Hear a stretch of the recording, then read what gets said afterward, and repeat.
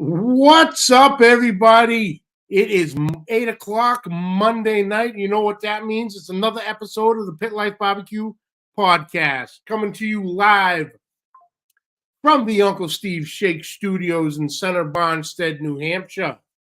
Thank you all for tuning in. I appreciate it. Let's see who's early. I know Dutch was in early, of course. Bat, what's up? Judge Webb, what's happening? Yes, you, Dutch. All right. Everyone's trickling in. So, guys, we got an incredible interview coming tonight. There's been a couple months in the works, and he's been a very busy man, so we made it work. But just before we jump into the brass tacks, tonight's episode brought to you by, of course, Uncle Steve Shake. Uncle Steve Shake, what can I say? 16 amazing flavors, including the sauce with no name. Uses the freshest ingredients, does everything. He's a one-man show, one-man company. From the mixing to the shaking, the sifting, the packaging, the bottling, you name it, he does it. In a day when customer service is at a minimum, he has customer service at a maximum. You send an email, you call him, he's the one answering the phone, talk you through any questions you have, flavor profiles, things like that. Check him out at UncleSteve'sShake.com, and on Facebook, follow his group, Uncle Steve Shake Nation. Uncle Steve Shake, shake some on everything. Also brought to you by Joe's Meat Market. Right in the heart of Royce City, Texas, is the absolute gem, Joe's Meat Market. Gabriel and his crew are unbelievable. Freshest cuts, specialty orders, freshest produce.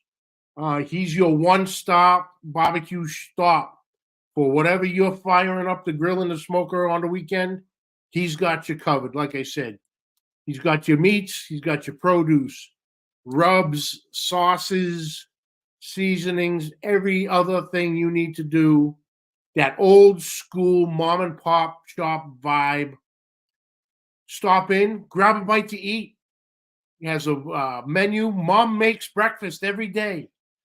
So check them out. Joe's Meat Market, Royce City. Joe's Meat Market for the win. Tom, what's up? Wes Phillips, what's up, brother? Chris Rosinski, KC, what's up, brother? Quentin Nelson, what is going on, man? Been a while. So, ladies and gentlemen, without any further ado, it is my honor to speak with this gentleman tonight. New York Times bestseller, journalist, BBQ Hall of Famer, founder of AmazingRibs.com, one of the best, if not the best, and longest running websites for the barbecue and grilling and live fire world. He's that famous, he only goes by one name, and you know it. Ladies and gentlemen, please welcome Meathead. Meathead, what's up, brother? Hey, what a pleasure to be here. Oh, thank you so much for taking the time. You've been a busy boy, obviously, the past few months with the deadlines and stuff for the new book. Yeah, I mean, if anybody out there is thinking about writing a book, I have some advice for you. Don't do it. Oh, my goodness. I've done several books. I used to be in the wine world before barbecue. Did a few books there, and now I'm doing it. And I'll tell you, it is just a lot of damn work. I turned in the manuscript about 2 weeks ago, and I'm still fussing with fine-tuning the photographs, cropping, balancing the colors and stuff. So I'll finally be out from under the gun in about a week or two, and getting ready to take a vacation. And I've not taken a vacation in like 5 years, so I'm ready. Oh, you're ready for it for sure. Well, funny you say the wine. Um, you were, a wine journalist, or for the was it the New York Post and the Chicago Tribune? The Washington Post and the Chicago Washington Tribune. Post. Yeah, I started a magazine many years ago called International Wine Review, and I was the wine critic for the Chicago Tribune, Washington Post, syndicated all the way down to Puerto Rico, Syracuse, and so I was wino. But somewhere around the year 2001, my love of barbecue overtook my love of wine, and I switched to solid food rather than liquid food, and I dove headfirst into barbecue, and it's been just a fun ride, a lot of fun. A couple of years ago, I got into the Hall of Fame, which was uh, the pinnacle of my career, and I'm actually kind of slowing down. Look at anybody out there who's been an entrepreneur, who's started their own business, knows what it's like. You Mhm. work 7 days, you work 10 to 12 hours a day, you don't take vacations, you pay your employees before you pay yourself. And that's what I've been doing for like 40 years. And knock on wood, AmazingRibs.com is a small but profitable little business. I'm not about to buy any yachts or sports cars, but I am gonna. I was so lucky to hire Clint Cantwell. He is the general manager, and he's taking over day-to-day operations, and he's doing a great job. And I'm actually going to take a vacation in April. Woo! There you go. Any special place in mind, or We're going to Vegas. We're going to go see Jerry Seinfeld. He's oh, I'm a big fan of the Seinfeld show and Jerry, so we're going to see Jerry, and then we're going to the Sphere, oh, and wow. just the 3 or 4 days. We're taking a bigger vacation in August, July. We're going to Alaska. We're going to Fairbanks and taking the Denali train through the Denali Park. I Oh, think wow. Denali is the tallest mountain in the continental United States, and then down into the coast. And I'm just looking forward to, being a human again. Oh, that'll be good I got time. advice. Anybody out there who's thinking about, I hate my boss, I'm going to start my own business and be free. That's a huge myth. And you want to talk, reach out to me, meathead at AmazingRibs.com. I'll take you down off the ledge. Yeah. It's just, you're Oh, not free. You have yeah. employees that are your boss. You have bankers that are your boss, stockholders that are your boss. You trade one boss for 100 bosses. Absolutely. Mad Max, what's up, brother? Dave LeConte, what's happening? Matt Bukowski, what's going on? Uncle Steve is in the house. And Meathead, Uncle Steve seems to agree with you. Yeah. Entrepreneur is just a nice word for dumb or glutton for punishment. Yeah, Steve, you've got it. I mean, there's this mythology. I seem to be overwhelmed by the concept of mythology because that's what I do with barbecue. But there's this mythology that America is built on the entrepreneur, on the individual. And there's a lot of that. I mean, certainly people like Steve Jobs have done fantastic things. But most of us, if you ever watch the Shark Tank, it always strikes me. They come out, they present themselves, they have 4 or 5 sharks sitting there. These are smart people, smart investors, wealthy people, and they reject them. They go backstage and the camera zooms in on them and they ask them, well, what's next? Oh, there are a bunch of idiots out there. I'm going to keep on going. They're going to lose their house. They're going to lose their wife. They're going to lose everything. But I've been down that road. I mean, I had a wine magazine when I was a wino, Mm-hmm. and it didn't work. I mean, we became the number 2 best-selling wine publication, but being number 2 in the field wasn't enough, and I almost tanked everything. But fortunately, barbecue's been better for me. Absolutely, absolutely. CJ, what's up, Big Rome? Oh, so me that obviously into the wine originally, but what made you make the jump from wine to barbecue? Well, the wine people will tell you that the idea of the wine snob is overblown and it's not true. It is true. There are, I gotta say, I'm finding an awful lot of barbecue snobs who are just wine snobs in different clothing. On Twitter today, there was some guy showing a nasty Photoshop picture of a guy in a woman's bikini staring at a Traeger pellet grill. And this is what happens to you when you buy a pellet grill. And come on, guys.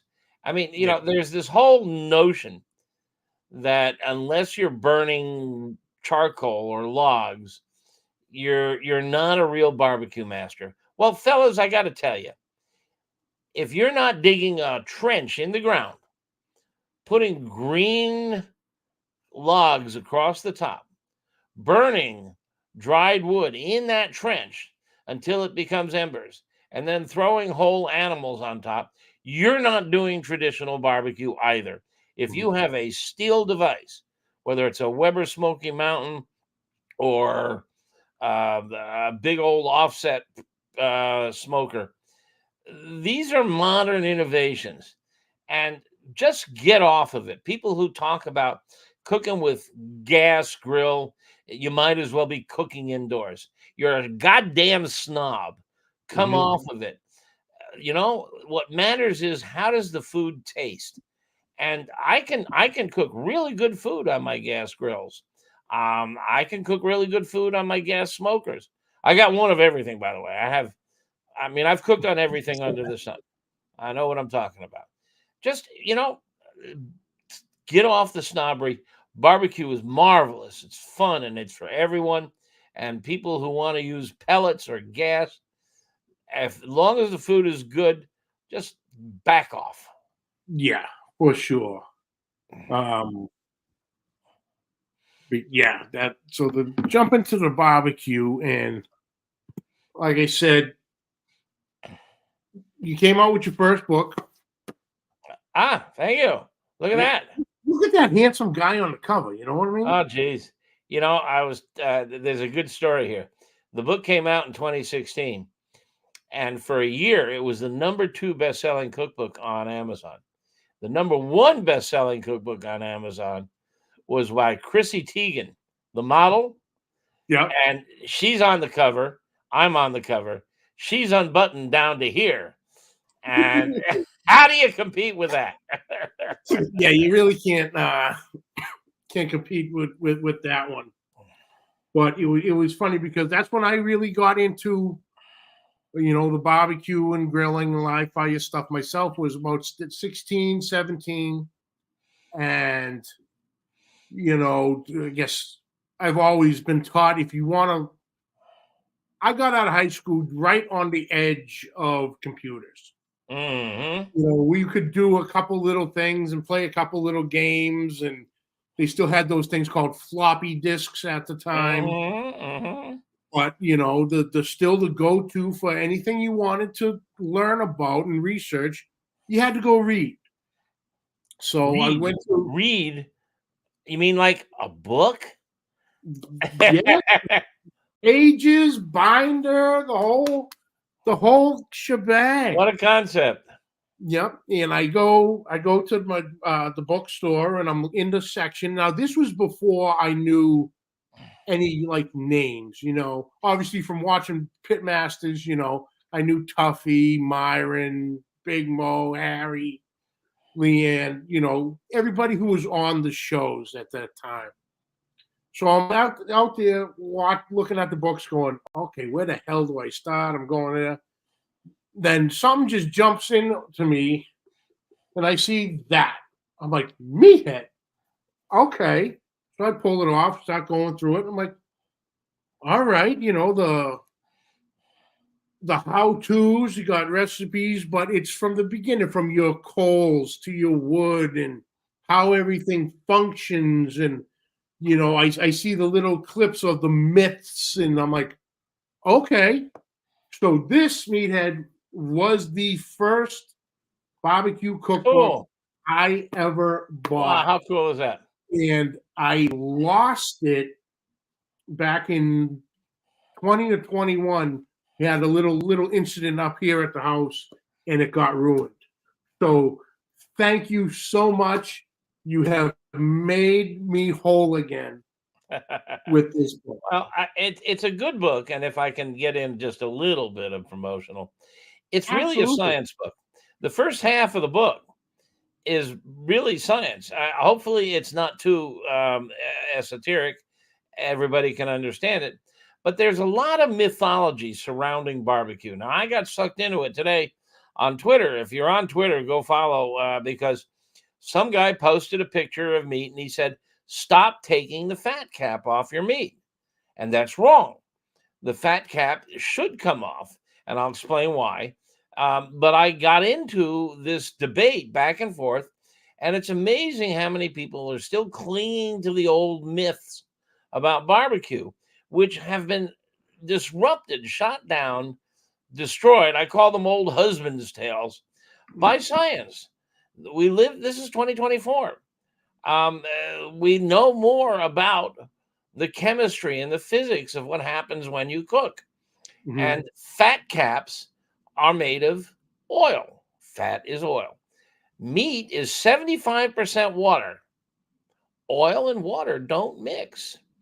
The fat within the muscles, the marbling, is crucial to mouthfeel and to flavor and to texture.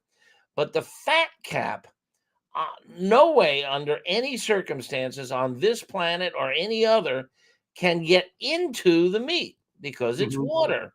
That fat cap will melt off, and if you coat it with your rub and stuff, it's not getting onto the muscle, onto the meat. So when you serve it, especially like a brisket, which has a big, thick fat Mhm. cap, the first thing your guests do is they cut the fat off, and there goes all your rub. So it doesn't, in fact, in any way enhance the flavor of the meat. Now, if you want to leave a little bit, I trim down to about a quarter inch on my briskets Mhm. or my pork butts, because that will shrink under cooking down to about an eighth of an inch. Well, people will eat an eighth of an inch of fat attached to their meat, especially if it's got a lot of flavor attached. And it Mhm. will, cooking the fat does alter its chemistry and make it taste better. But there was this huge back and forth. And a very famous chef jumped in to disagree with me, and I had to present him with the facts, and he backed off. Um, the fat on the surface is different from the fat in between the muscle fibers, vastly different, and you need to treat them differently. And then somebody else chimes in and says, well, it's crucial. It's a heat barrier when you're smoking. Well, that may be true on a Weber Smoky Mountain where the coals are underneath the meat, but most of us are smoking on things like pellet smokers or offset smokers, or even on a grill set up in two zones. So the heat is coming not from underneath, but from the side. So it's not acting as a heat barrier. So in any case, the bottom line is what do you want to eat? Bark or fat? Oh, bark all the time. Absolutely. Absolutely. Hey, Mike, Big Cat 305. What's up, Al? What's happening? Gabriel. I think I saw my boy Big Kano in there. Josh, Skinner Farms. What's happening? Thank you all for tuning in tonight. Um, Are they arguing with me? no, there All hasn't right. been one. Okay. I know Big Rome was on your side with the pellet smokers. Yeah. Uh, The other big one that diverged into this debate online was marinades. And they're in the same situation. They cannot get beyond the surface. Now they can get into the tiny pores, and mhm. there's very narrow cracks and crevices between the fibers, and you can see them with a magnifying glass. but they can't go beyond that. They can't get deep. And the best example I can give you is your Thanksgiving turkey. How many of you guys out there go out and take your turkey and get it and dunk it into a beer cooler full of apple cider, garlic, black pepper, all those spices? And when you take it out, you can taste them on the surface. But if you slice that breast meat in the center, it tastes like turkey. You can't taste apple cider. You can't taste garlic. You can't taste any of that stuff. Mm-hmm. The only thing that penetrates is salt. Salt is the magic rock. Salt is just two atoms, sodium and chloride. And when they get wet on the surface of the meat, they get an electric charge. They ionize. And they can penetrate deep. But garlic, which is a huge molecule, sugar, 23 atoms, not 2, 23. They just can't penetrate. They'll sit on the surface and they'll flavor the surface. So if you want to surface flavor your turkey, you don't have to submerge them in $10 worth of apple juice and half a bottle of garlic powder. Just sprinkle it on the meat and away you go. Yeah, that was when you said with the marinades, when one of the points I was going to bring up to you literally was brining. Yeah. Brining works. Brining is important. And there's basically 3 ways to go about it. Salt, as I said, it's a magic rock. Salt does really wonderful things. When it penetrates, it alters the structure of the protein. It's called denaturing. And it changes the protein so that it can actually hold on to moisture better. The other thing is salt amplifies flavor without altering it. Garlic alters the flavor. Sugar alters the flavor. Makes it taste like garlic. But salt does not. And so if you want the benefits of salt, you can brine it by dunking it in a bucket full of salty water, and that salt will penetrate. It takes a lot of time, but it can go deep into the meat and penetrate. Or you can, that's called wet brining or submerging it in water. Dry brining is simply sprinkling salt on the surface, and it gets wet on the surface, and it can penetrate deep.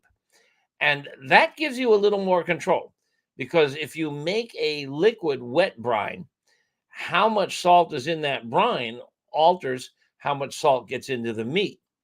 But if you dry brine, and my recipe is a half a teaspoon of Morton's kosher salt per pound of meat, you can control the amount of salt getting in. So I'm a dry brine advocate. The other way is injecting, and you can inject with salt or other flavors if you want. I know people that inject Dr. Pepper into their turkey. I don't understand that. But if you want to inject, you can inject a saline solution or various other flavors. So salt's important. Salt, you want to get into the meat. And don't worry about it raising your blood pressure. We're talking about a very low quantity. Where you get into trouble is when you go to McDonald's and you buy those chicken nuggets. They're loaded with salt.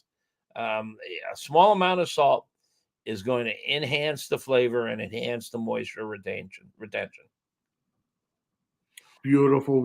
And talking on injections, there was one year, and I learned real quick, and I heard you after the fact confirm what I found out. With the different injections, I injected at one of my first turkeys, had the bright idea of going, let me just inject with melted butter. So I injected the turkey with melted butter, new different positions, and cooked the turkey. And when I started slicing it, I found spots, soft spots, if you will. Pockets of butter. Yeah. And it's like, why is that? And then I'm like, okay, something went wrong. Then I heard you say, if you're going to do it with butter, do it once the turkey hits about right around 100 degrees, if I'm Yeah, was. butter melts more or less from 90 to 100 degrees in that range. So if you inject a cold bird out of the fridge, it's 38 degrees. You have melted butter, you inject as soon as it hits that cold meat, it solidifies. So you get this pocket of butter. So what I recommend is if you want to butterball your turkey or inject with butter, start cooking it and bring it up to about 90 to 100 degrees internal, then inject the butter, and the butter will stay liquid, and it's not going to spread too far, but it will spread around a little bit, and you'll get that nice buttery character. Absolutely. Oh, brother Steven joining us from Trinidad and Tobago. Wow, I'm What's up, coming there, brother? Bubba. Oh yeah, good guy right there, Meathead. Let's see. Look, what like I said, what I loved about the book was like the myth busting. I love the scientific aspect of everything because I'm a geek when it comes to that stuff. I can Mm, go all day long with that. But the myths, and like we had said, the barbecue world is full of them. Let's knock out a couple quick easy ones right off the bat. The the blood in the meat packet. yeah, people often talk about when they cut up a steak and the pink juices come out, and they say, "Does anybody want blood?" And first of all, it's not blood. During the slaughtering process, almost all the blood is removed. There may be a few little spots of blood left behind, but if done properly, all the blood is gone. That pink juice is water that has been colored slightly by a compound, a protein called myoglobin. And the word for it is myo water. And myo water is thin, it's pink, and it's running. But blood, if you think about it, think about your own blood, it's thick, it doesn't run, it's almost black in color. It coagulates rapidly when it hits atmosphere. But these juices, when you cut into a steak, are thin, pink, and runny. It's not blood, it's water with a pink tint to it. And I like to say, every time you call it blood, somewhere in Indiana, a teenager becomes a vegan. That's great. That's great. Yes, the myoglobin Yeah, for sure. I'm convinced that I know several people who insist on cooking their steaks well done because they think that it's ridding the meat of the blood. Or, well, what happens to the blood if you're cooking it to well done? Where's it going? Mhm. The myoglobin turns tan when it's cooked. And so as you heat the meat, it starts out pink. Well, actually, all right, if you start with a raw steak, it's almost purple in color. It's bright red, rosy. And then it goes through a change of colors. As the myoglobin heats, it changes colors and eventually turns tan. But it doesn't, you're not ridding the meat of blood. You're just converting the myoglobin to a tan color. And, Mhm. you're not, it's not blood to begin with. So you're not ridding it of blood. All right, good. That's one of them. So with the sticking with the juices, is cooking chicken till the juices are clear Ah, a good sign that the chicken is done and yeah. you are past any type of sickness? Um, most foods have bacteria on them. They're in the atmosphere, they're in the slaughterhouse, they're on the knives of the butchers, and there's bacteria. Some have more, some have less. Chicken tends to be very susceptible to bacterial exposure because of the processes. It's dunked in water, and so it's recommended you cook chicken to 160 to 165 to kill the bacteria. And at those temperatures, you kill all bacteria in 7 seconds. So that's the recommendation. But the key here is the temperature. It's not the color. And in fact, it's been proven that often some chickens, the juices will not run clear until way beyond 160 to 170. And if you take it up that high, you're going to way overcook the chicken. We were talking about this earlier. The single most important advancement in culinary arts has been the appearance of inexpensive, high quality, rapid read digital thermometers. I mean, they range from $20.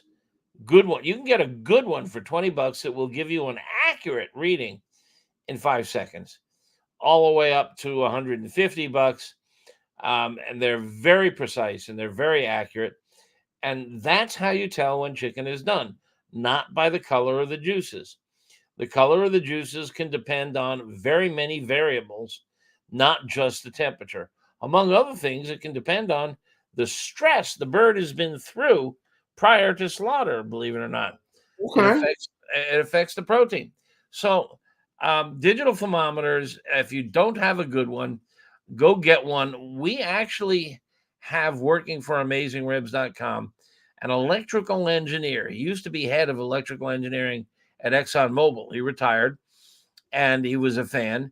And we bought him a bunch of equipment where he can measure how precise the digital thermometer is and how long it takes to get there.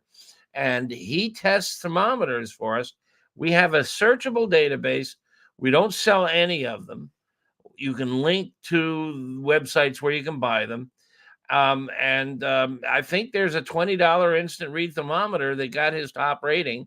Everybody knows the Thermopop and the Thermopen by ThermoWorks. They're first-rate, high-quality gadgets.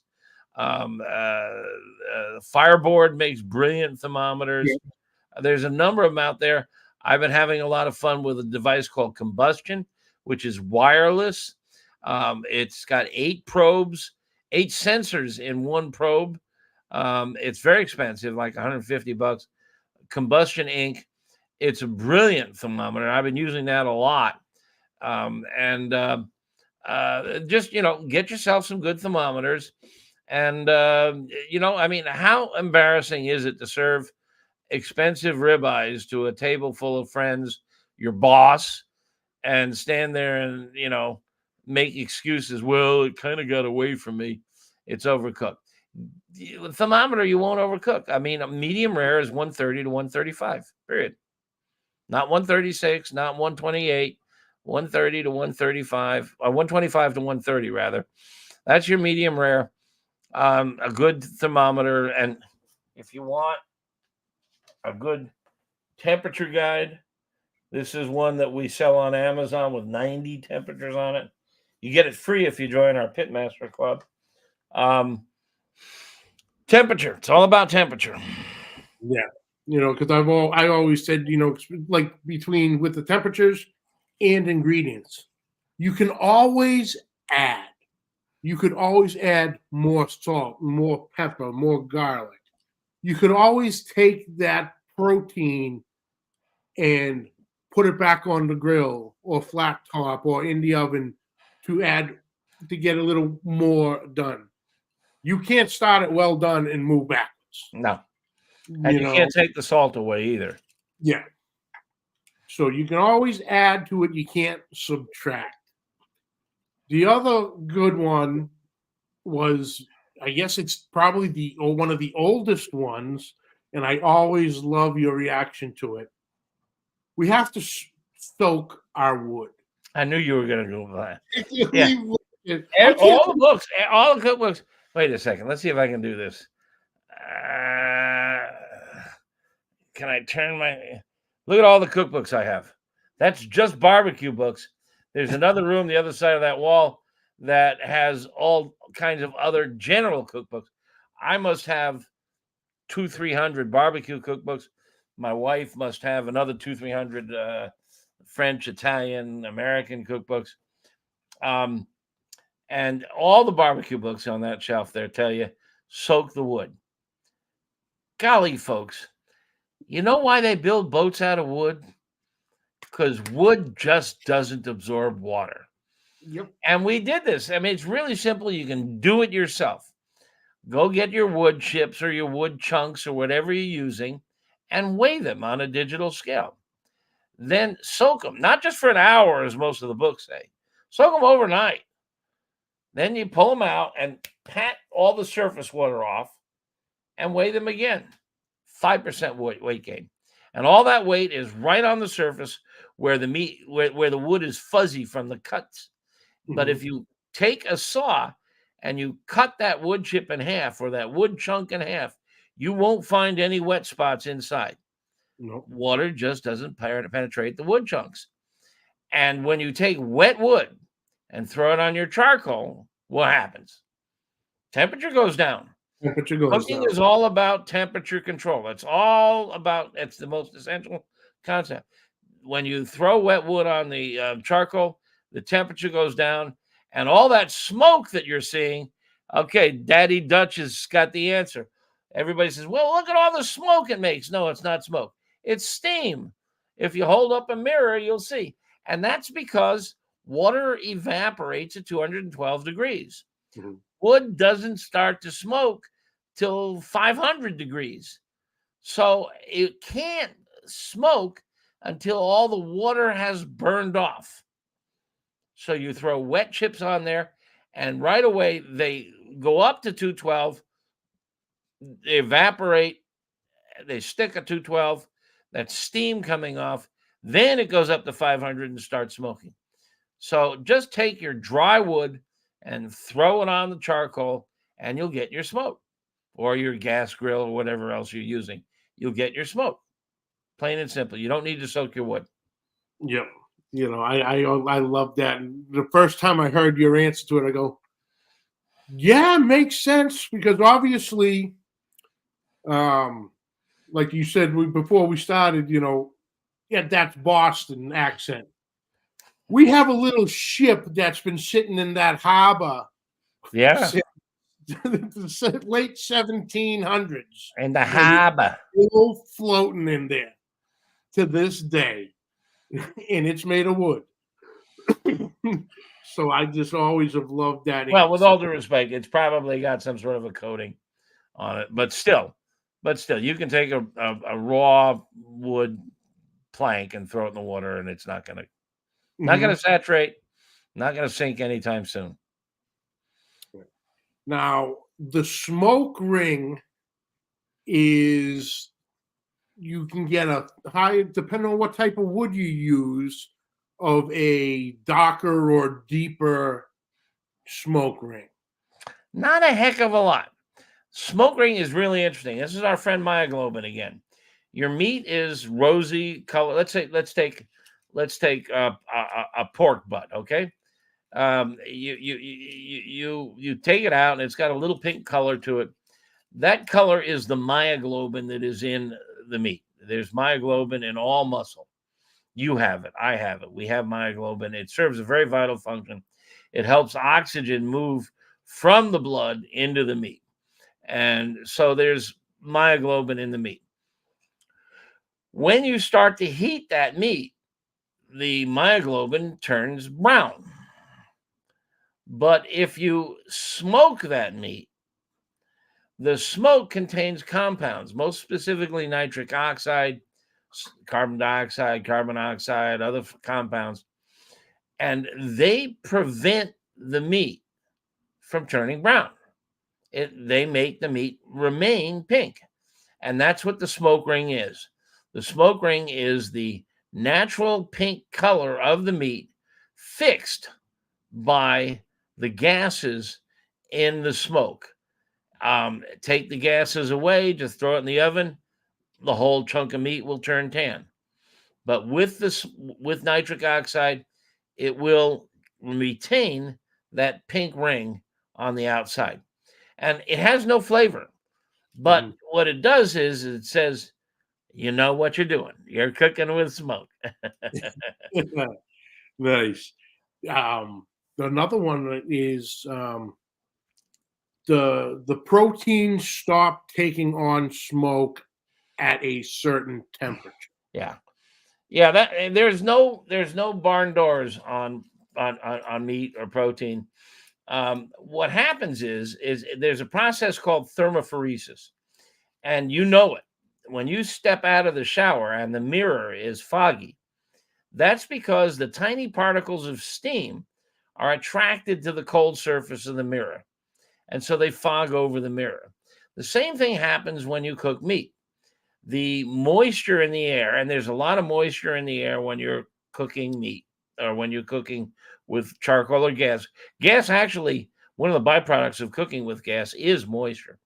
Um, and it sticks to the surface of the meat, just like to the mirror. The meat comes out of the fridge at 38 degrees. You're cooking it at, say, 225. So the smoke condenses on the surface of the meat, just like the steam on the mirror. And that's the thermophoresis process. The small particles stick to cold surfaces. So when you do that, you're going to get more smoke flavor while the meat is cold. And so a lot of people tell you, take the meat out of the fridge and let it sit on the counter and come to room temp. Well, we've tested this, and you could do it yourself. A pork roast, roast from the loin, which is maybe 2 to 3 inches thick, it takes hours to come to room temp because it's 75% water. It takes hours to come, and while it's coming to room temp, the bacteria are having a party. So you don't need to take the meat out and let it come to room temp. You, in fact, want it to be cold, because when it's cold, it goes on the smoker, and because of thermophoresis, it attracts more smoke. So you get more of a smoke flavor. So straight from the fridge to the smoker, more smoke flavor, less risk of bacteria, and away you go. Have you ever done any, experiments researching on mopping the proteins versus spritzing the proteins? Not mopping versus spritzing, but both of them moisturize the surface about the same. I mean, the difference is you're putting moisture on there, whether you're putting it on with a brush or putting it on with a spray. I don't know that would make a big difference, but it might be fun to try. The key here is that wetting the surface, not only does cold meat attract smoke, but wet surfaces make the smoke stick. Think about your car driving down the highway and you got bugs flying at the windshield. Many of them get swept right over the top of the car. A few of them, the bigger ones, smack into the glass and make a mess. Same thing happens when you're in the smoker. The smoke particles come up, and some of them just go right over the top of the meat and out the chimney. But some of them hit the meat and stick. And if the meat is wet, they stick better. So spritzing helps the smoke particles stick to the surface, but it also cools the meat. And it cools the meat, and that evaporative cooling, that's water. It's going to evaporate. It's going to, same thing as when you're sweating out there cutting the lawn. You're sweating. It's going to cool the meat. That's going to make it take longer. The more you spritz, the longer it takes to cook. But that's not always bad, because we know that long, low, and slow cooks break down those tough connective tissues, the collagens, and the other things that make the meat tough. So spritzing is something that has pros and cons. It slows the cooking, which means dinner could be late, and your partner is in the kitchen and has all the asparagus and the potatoes ready, and the meat is not. It also attracts more smoke, which is good, and it can possibly make it more tender. But the more you spritz, the slower it goes. What people don't understand, a lot of people know that it's common to wrap the meat in foil or butcher paper.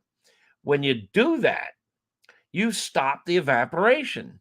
It can't escape. It's trapped inside the foil and the paper. So now it's not cooling. Now it's heating, and it's not hitting that coolness. When you don't have the foil or the paper, what happens is that the evaporation cools the meat. And at a certain point, depending on what temperature you're cooking at, if you're cooking at a low temp, 225 to say 275, you can hit a point where it cools as fast as it heats. The hot air is warming the meat, but the evaporation is cooling the meat at the same rate.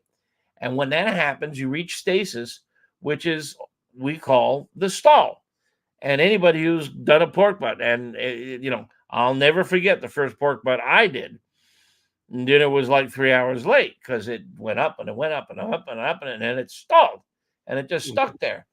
And it stuck there until enough moisture evaporated from the surface that the surface dried out. It became jerky. And that's what your bark is. Your bark is meat jerky. It's dried out meat that the evaporation has left. And so now the temperature can continue going up. So you wrap it in foil, you can stifle the evaporation, or you can leave it just sit out there and wait for the surface to dry. And when the surface dries, it will continue to go up in temperature. All right. Well, we don't got to ask the next question. What is the science behind the meat stall? Yeah. We've done this before. And this is something I worked with a man early on in AmazingRibs.com. I tried to figure out a lot of this science, but I'm not a scientist. I'm just an inquisitive mind who has some knowledge of science. And a man who was fond of the website came there, and he started asking questions, and his name was Greg Blonder, and he was a PhD physicist, and he was head of research at Bell Labs. Bell Labs, anybody who knows anything about science knows Bell Labs is where the transistor was invented. And he was head of research there, and he's into barbecue. And Greg Blonder and I became friends, and we corresponded. And when I couldn't figure stuff out, I went to him, and he did research, and he did experiments, and he did a fun experiment to find out what caused the stall, because nobody really knew at this time. A lot of what we're talking about tonight may be new to your listeners, but I suspect a lot of them know this already, because we popularized it. It became generally accepted information. And now a lot of people write about it as if this was something they figured out themselves. I'm not trying to be vainglorious here, but I think we brought a lot of these ideas. We popularized a lot of these ideas. And what Greg did was he took a smoker and he took a big old globule of fat the size of a softball, a sponge saturated with water, and a hunk of meat, put thermometers in all of them, and put them in. And because a lot of people thought the stall, which is when that temperature stops rising, it reaches stasis while it's waiting for the surface to dry out, and then the temperature can go up again.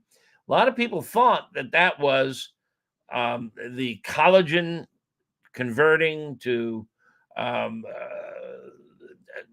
juiciness for the fat to render, all kinds of theories about this. But with the 3 pieces of meat that he did, or the three objects, put thermometers on all of them, it was clear that the one that stalled was the sponge. It was full of water. The fat globule didn't stall because there was no real water there, and the meat did stall. So he did several experiments, and I can't take credit. I translated his research and popularized it and published it. And I'll never forget, I went to a couple of the popular barbecue message boards, and I won't drop any names, but I told them, I said, hey, we did it. We figured out what causes the stall. And holy Toledo, the crap that we got. I mean, you know how the internet is. I mean, we were just called every name under the sun. No, it's not evaporative cooling. It's rendering fat, or it's collagen changing phase. And boy, I tell you, I got called names. But now we know it to be true. All right. We got one here I also love and enjoy, and I am so sick of it. It's right up there with whether beans belong in chili or not. Mm, Ooh, there goes the pen. Anyway, beer can chicken. mm. Yeah. Yeah. Well, all right. Beer You can chicken. son That's a big one. of a- There's another one that I have gotten. Oh my God. There are people who worship that little Buddha sitting on the beer can. But all right, let's talk about it. Beer is chicken is done at around 160 degrees. Mhm, Beer is 90% water. At what mhm. temperature does water boil? 212. 12. You take the chicken out of the fridge at 38 degrees and stick a beer can up its ass. Now you have a thermal mass that's around 38 degrees. Even if the beer is room temp, you still have a chicken koozie. You've Mhm, wrapped your chicken, you wrap your beer in cold chicken. It's a chicken koozie. Now that beer will rise in temperature until it's the same temperature as the chicken, but it won't go beyond 160, 170 unless you badly overcook it, 190, 200. It'll never get the boiling temperature. And let's make believe for a minute it did get to boiling temperature. Where is that beer going to go? It's going to come out of the top and strike the very little bit of the interior of the cavity that's mhm. above the beer can. And what's going to happen? It's going to condense and go back into the beer can along with the fat. And then the fat's going to lay on top of the beer and prevent the beer from evaporating. And we've tested all this, we've seen it all. But the other thing is that chicken, 75% water, it's meat. Mhm. There's no room in there for beer. It's fully saturated. You could take that chicken and stunk it in a keg of beer, pull it out and weigh it. It'll weigh just about the same as when you put it in because there's no room. It's fully saturated. So that beer can't penetrate the meat. And even if it could, it would only be that little bit on top of the can. There's no super highway leading from there down to the thighs and the legs and everywhere else. Now, I've documented this, including pictures and charts and graphs and everything. And I'll tell you, there are people who just don't believe it, No. who won't accept it, who the facts just don't mean anything to them.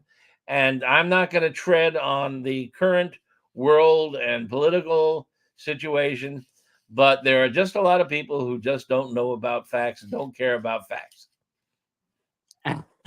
Absolutely. That one for years now. It's the beer can chicken. Okay. If Well, you I mean, enjoy ask it, yourself this. Have you ever gone to a 4-star white tablecloth restaurant that serves beer can chicken? no, No, no. no. It's only a couple of barbecue joints. No, no trained chef cooks beer can chicken because it I've been just to a lot of places that serve a beer can with your order of chicken, uh and well, it's a great combination. it looks so cool that little Buddha sitting on top of the can. But the other thing is they say, but my beer can chicken tastes wonderful. Of course it does. It's roast chicken.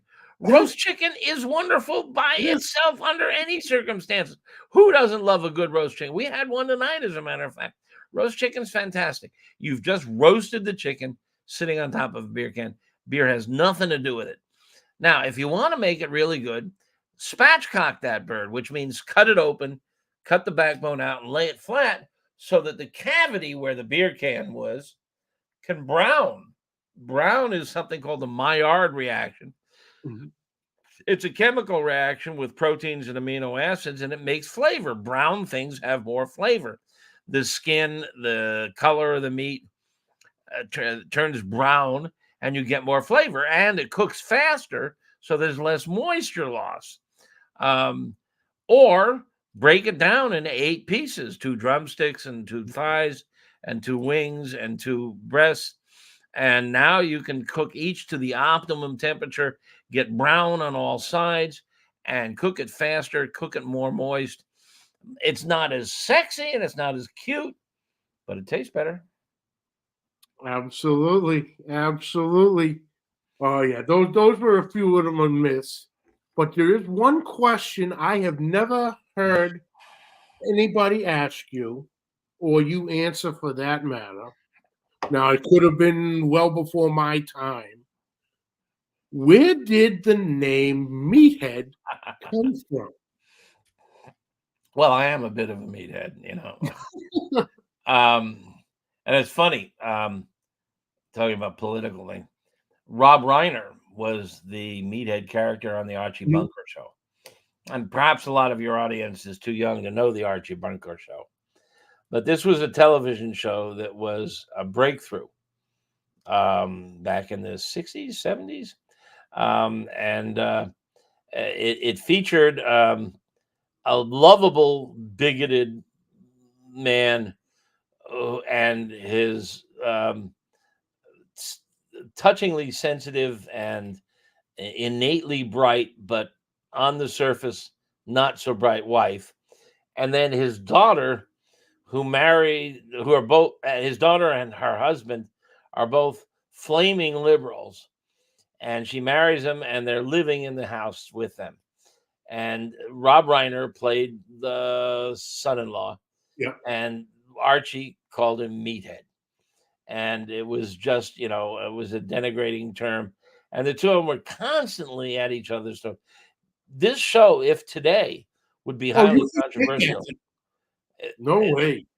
Today, it would be just as courant as it was then. It was a marvelous show, and they raised all of the political questions about interracial marriage and bigotry and everything. And you still loved Archie, although he was a bigot. Mhm. Um, I watched it and enjoyed it. I was in college at the time, and my dad watched it, and he just started calling me Meathead because I was kind of on the liberal side. I was not kind of, I was liberal. I was a hippie, and I came home once with shoulder length hair and a mustache and a beard, and rang the doorbell, and Dad looked through the peephole and said, "Who is it?" um, and so, he called me Meathead, and it just kind of stuck. And then I've been fiddling around with computers for years. Back in the early 80s and 90s, when the internet started emerging, there were these chat groups and everything, and everybody had a nickname or an avatar. So I was just Meathead. It was a natural extension. It was my nickname.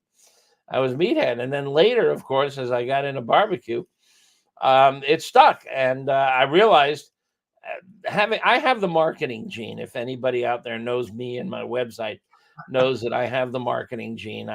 I've built a little website about ribs into a massive 2 million visitors a month, 15,000 paid members. And stick around, I'll give you a hint about something big about to happen. Um, uh, and with that marketing gene, I realized that, it's useful to have a brand. Branding is a whole, they teach Mhm. courses in branding. So Meathead became my brand, and I'm just Meathead, as you have shown here. I'm like Cher and Madonna, only have more facial hair. I go by one name. A lot of newspapers have trouble with that. They want to use my last name or the name I was born with, but I'm just Meathead. That's my brand. And you know Yeah. what? When I call my accountant's office and she says, "Who's calling?" I say Meathead. She knows exactly who it is. I don't have to. And I don't get the "what are you calling about" stuff. They Mhm. all know it. People, it sticks. People remember me. It's memorable. And it's worked for me as a brand. And it came out of the Archie Bunker show in the 60s and 70s. All right, all right. Oh yeah, I even go back and YouTube or some of the different streaming services now have a lot of the old shows on it, so Mhm. I'll go back and watch those, and They're, some of those they're, shows. they're very You, current and very entertaining. And yeah, what's funny is because Rob Reiner played Meathead, he gets a lot of attacks. He's very liberal. and he's very anti-Trump, and he gets attacked constantly, viciously on social media. And when people attack him, they attack at Meathead, which of course is me. Is you. And you know, so I kindly have to say, hey, at Bonehead, you know, I'm Meathead. He's Rob Reiner, you know. But, Oh, beautiful, beautiful. But like you said, this one was, the science of great barbecuing and grilling. show the name. Meathead. Yeah. That's the name of the book. There you go. How is the new one? If I'm not mistaken, it's the Meathead Method. Yes, that's the name of it. The Meathead Method. It's method based. There's a lot of science in that book. This book talks about a lot of technique, a lot of fun stuff. Something I call sous vide Q. How you can start meat with sous vide, which is a technique that gets it very, very tender, and then finish it on the grill, or the use of a fungus called koji to tenderize and change things.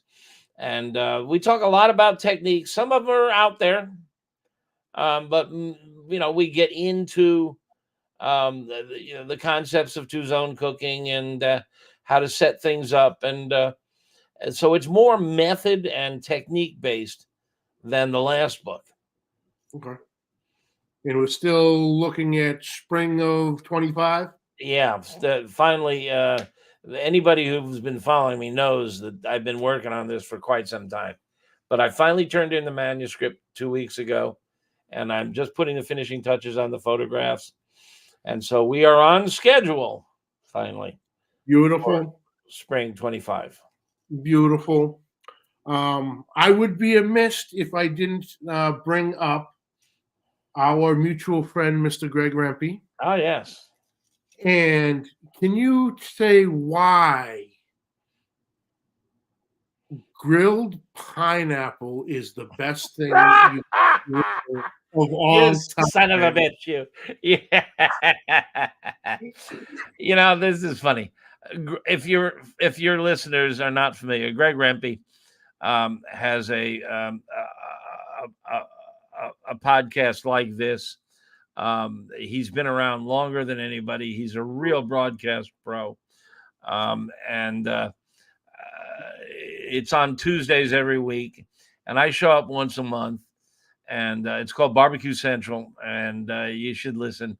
He gets a steady parade of really good people. He's a good interviewer. And he asked me once what my favorite thing on the barbecue was. And I had to think for a second, but only a second. And the answer was pineapple.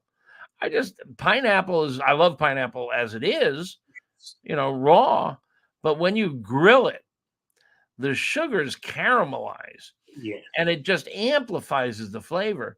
And of course, when I made the mistake in front of my good friend Greg Rempe saying that Meathead's favorite thing on the grill is pineapple, never caught the end of it. And then he hired a buddy who is a cartoonist to do a cartoon of that conversation.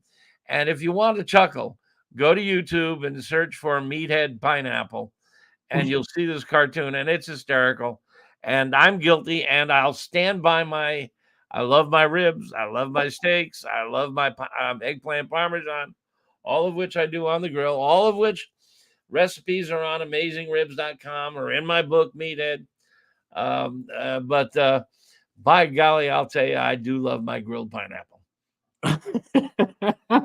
Oh yeah. And I can't disagree with you. It's I'm a sugar addict. It's the caramelization of it, and so I hinted at something which I can't divulge yet. Okay, but I can give a hint. All right. We are closing this week with any luck on the acquisition of a new website.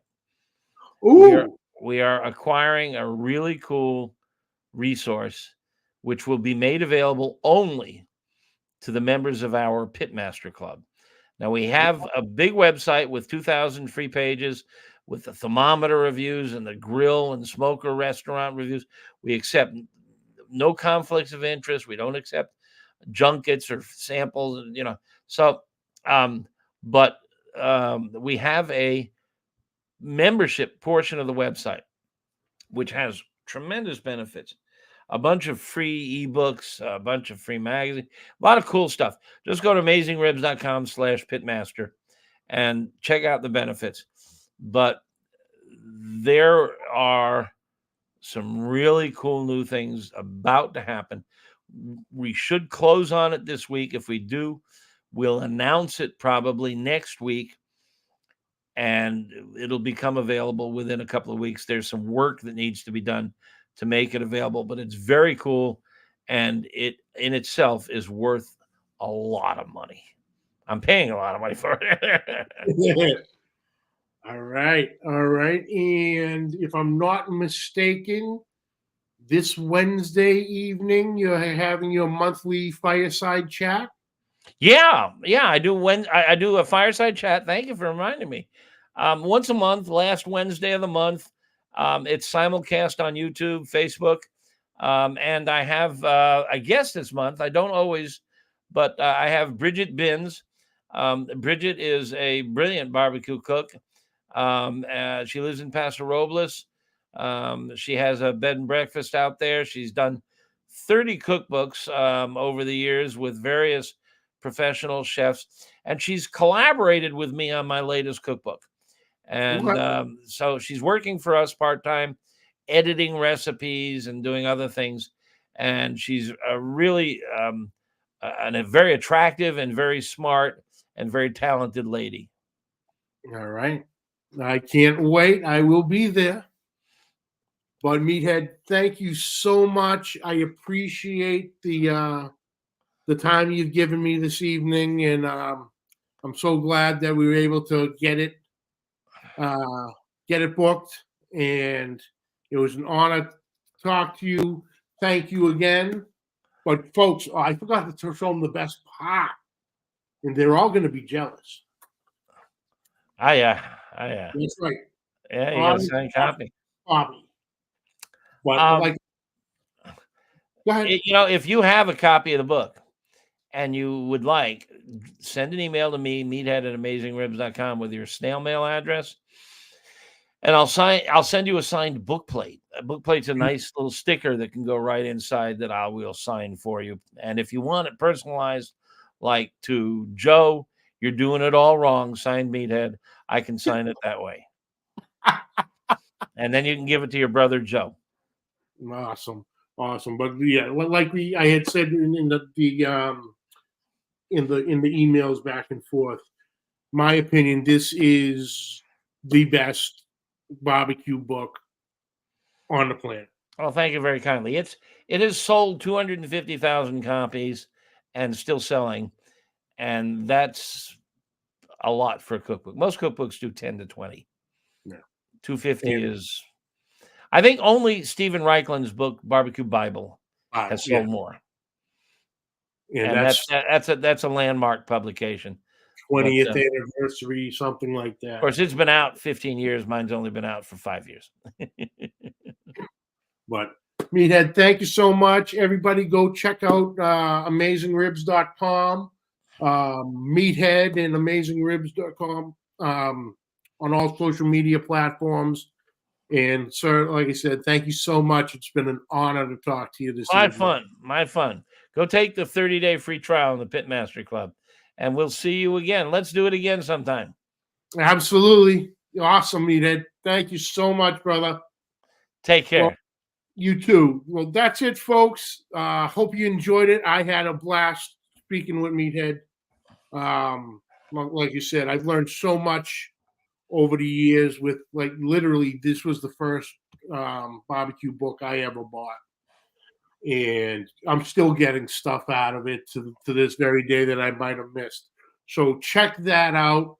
Not quite sure what's going on for next week, but I'm sure we'll have something popping. We always do. But thank you all for tuning in. I appreciate each and every one of you. And until next week, keep the smoke rolling.